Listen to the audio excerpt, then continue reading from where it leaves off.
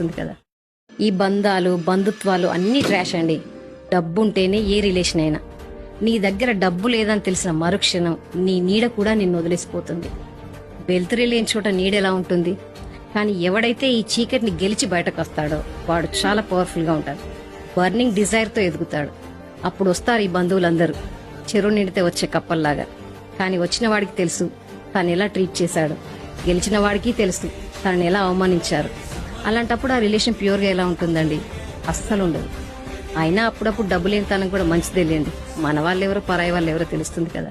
ఈ బంధాలు బంధుత్వాలు అన్నీ ట్రాష్ అండి. డబ్బుంటేనే ఏ రిలేషన్ అయినా.